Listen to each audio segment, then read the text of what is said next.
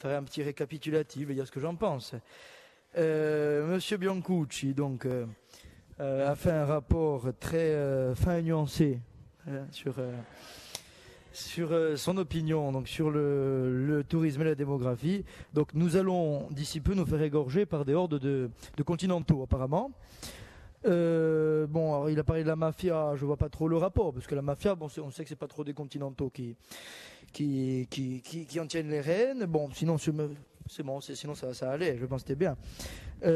Sinon, alors attendez, j'écris très mal, donc j'essaie de me retrouver un peu. Voilà.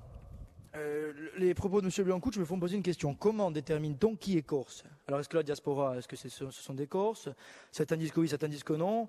Est-ce que les enfants qui sont moitié continentaux, moitié français, bon, qui souvent ne disent pas qu'ils sont français d'ailleurs, mais est-ce que ceux-là sont corses? Donc voilà, le problème, c'est quand j'entends que les Corses sont minoritaires en Corse, c'est comment on détermine qui est corse ou non. Bon.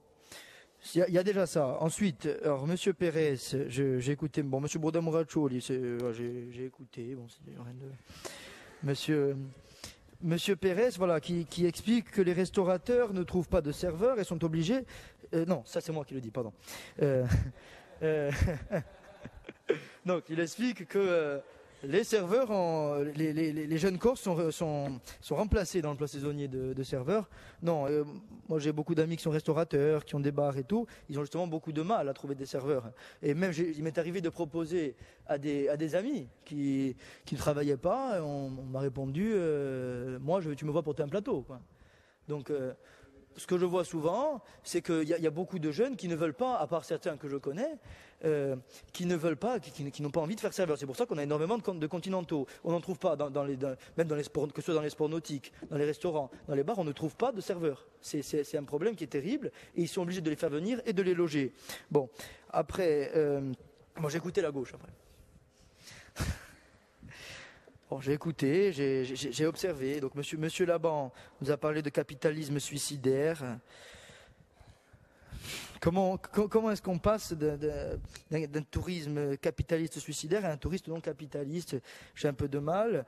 Alors, Monsieur Luccioni, j'ai eu une brève absence, puis j'ai écouté Monsieur Luccioni, et je me suis dit, peut-être qu'il nous décrit le quotidien des enfants chinois qui travaillent chez Zara. Je me suis dit ça. Parce que bon, quand même, les serveurs qui n'ont pas ou un logement atroce, bon, quand même, on exagère un peu. Ensuite, on a eu Madame Ferrandi qui nous a expliqué que les riches étaient des salauds. Bon.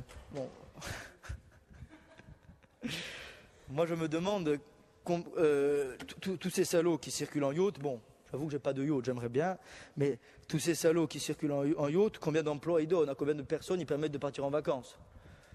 Zéro, d'accord, ouais. Ok, et Madame Bonavide a parlé de tourisme durable, je trouve que c'est assez intéressant quand même. Mais bon, le tourisme durable, est-ce que ça rapporte autant que le tourisme qu'on a aujourd'hui? Parce qu'on a 41% du PIB de la Corse qui repose sur notre tourisme actuel. Est-ce que ça rapporte autant? Est-ce que les camping-cars et les vélos rapportent autant que le tourisme d'aujourd'hui? Je ne sais pas. Alors après, on parle d'une Corse saturée en été. Est-ce que vous êtes déjà allé à Bastia en été? Je l'ai vécu, hein, c'est pas saturé, je vous le dis. Hein. Donc peut-être qu'il faudrait établir une stratégie pour étaler justement le tourisme sur la Corse, et au lieu de dire que la Corse est saturée. Ajaccio est saturé en été. Certains endroits ne sont pas saturés en été. Ensuite, sur le tourisme durable, c'est très intéressant. Comment passer à un tourisme non capitaliste? On peut se poser la question. Donc, est-ce qu'on doit faire... là, on est entre opposition au tourisme de masse et opposition au tourisme de luxe. Donc, le but, ça serait de trouver un juste milieu.